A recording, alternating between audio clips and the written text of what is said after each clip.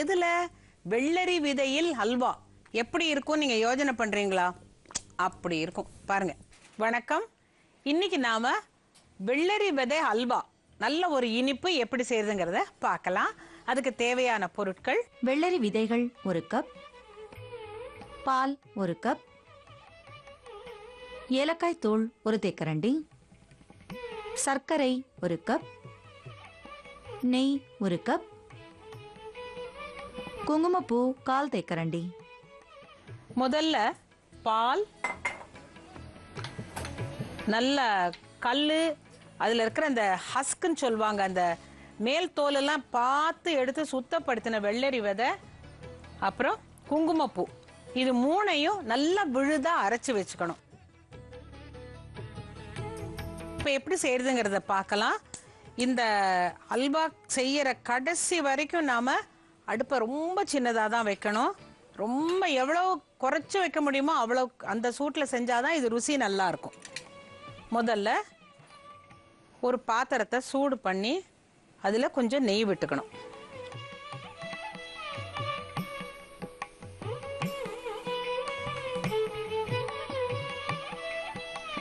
நெய் உருகின உடனேவே அதில் சர்க்கரையை போட்டுக்கணும்.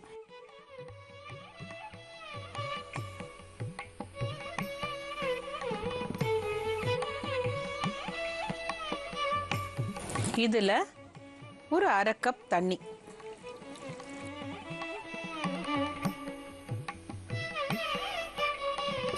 இந்த சர்க்கரை நல்லா கரைஞ்சு நெய்யோட சேர்ந்து ஒரு பளபளன்னு ஒரு கண்ணாடி மாதிரி ஒரு பதம் வரும். இப்ப இதுதான் அந்த கண்ணாடி பதம்னு சொன்னேன் பாத்தீங்களா, அதுதான் அது. இதை நீங்க இந்த பாகை எடுத்து அந்த ஒர்க் டேபிள்ல கொஞ்சம் விட்டு வச்சீங்கன்னாக்கா முத்து மாதிரி ஆகும். இப்போ நாம் இந்த அரைச்சி வச்சிருக்கிற விழுதை போட்டு கலந்துடலாம். பால், குங்குமப்பூ, வெள்ளரி விதை.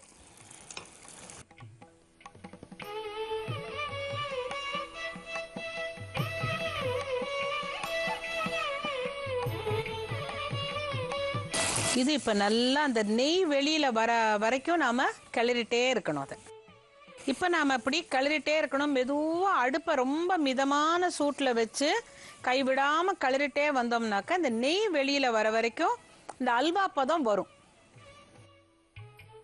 இப்போ இந்த முதல்ல விட்ட நெய்யே கடைசியில் பார்த்தீங்கன்னா இந்த ஓரத்துலலாம் லேசாக கசிஞ்சிட்டு வரும்போது அதுதான் நமக்கு திட்டம்.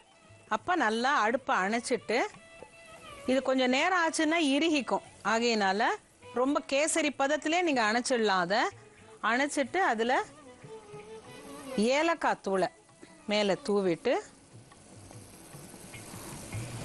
ஒரு தரம் கிளறி விட்டீங்கன்னாக்கா அந்த சூட்லேயே இன்னும் கொஞ்சம் கெட்டியாயிடும்.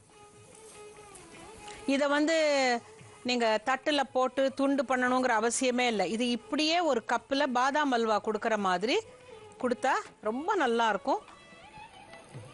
வெள்ளரி விதை குளிர்ச்சி கூட.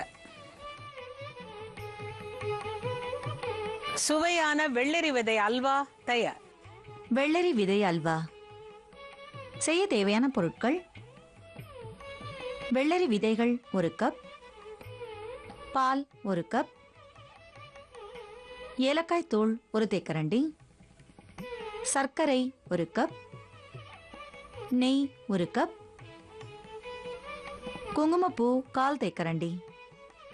வெள்ளரி விதை அல்வா செய்முறை: ஒரு மிக்சியில் நன்றாக கழுவி சுத்தம் செய்து தோல் உரித்த வெள்ளரி விதைகள், பால், குங்குமப்பூ ஆகியவற்றை சேர்த்து கெட்டியான விழுதாக அரைத்துக் கொள்ளவும்.